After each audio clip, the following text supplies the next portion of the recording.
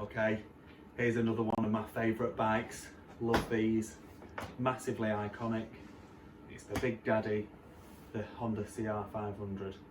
This is a 1986 model. So bought it from a guy called Robert. This one's been pre-ordered as well. So they did the CR500 from 84 through to 2001. In 85 it changed to a water-cooled, and then it remained water-cooled throughout 2001. And the very early ones are supposed to be the highest power, but with the highest power it means that they're more difficult to ride.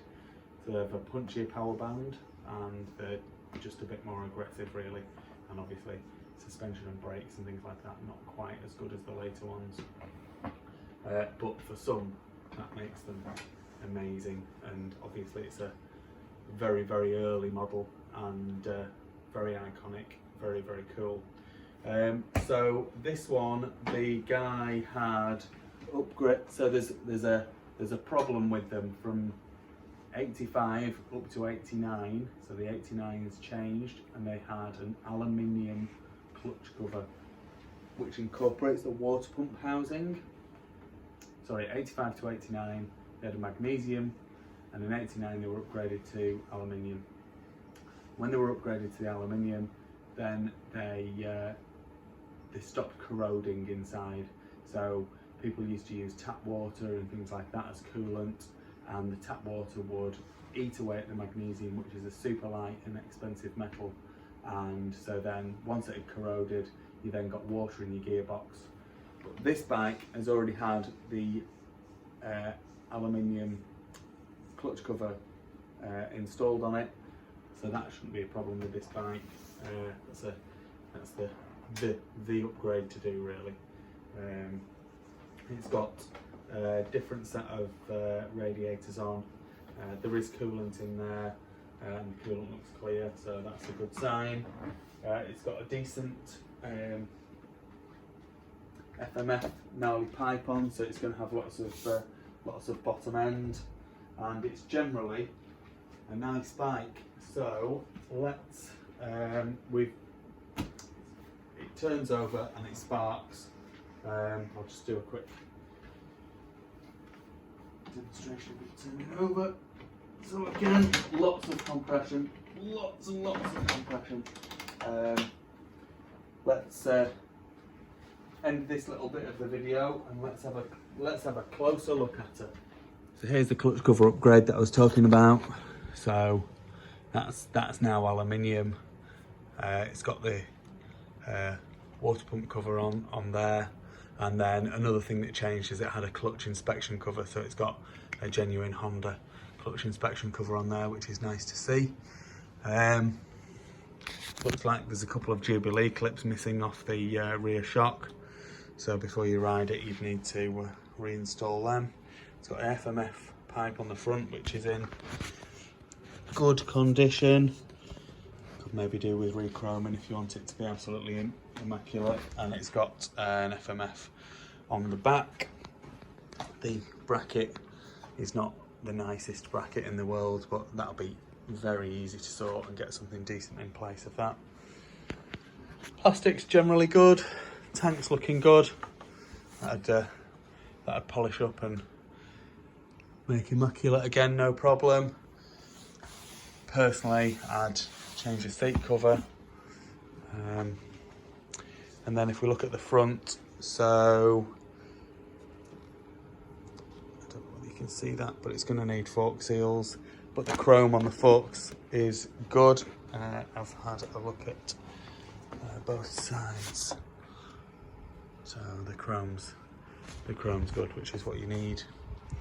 Front rim is the original gold rim that it would have come with from Honda, and there didn't seem to be any dents in that. It's all the original brake setup. Maybe do with a new hose. What it could do with a new hose. No, maybe about it. It doesn't have a chain on it. The guy, when we bought it, the guy was in the he'd ordered a chain slider, which is here. and this is an aftermarket, and it looks as though it's 3D printed to me, chain slider. So it comes with that, but there's no chain on the bike, so we can't do the full gearbox check on it. We can only do it off the front sprocket rather than spinning the wheel, but it does still give you a good idea. The motor, I mean, there's not a lot of wear on that stator cover at all, so whether it's done a lot of work or not, I'm not sure. It doesn't look as though it has. Again, plastics look good. Rear rim is perfectly round, and it's the original anodized. It's had, you know, quite a lot of wear here, so it'd be nice to get that re-anodized really, which isn't very expensive to do. Nice to keep the original rims if you can, and if they're straight or round, as they should be, then that'd be the thing to do.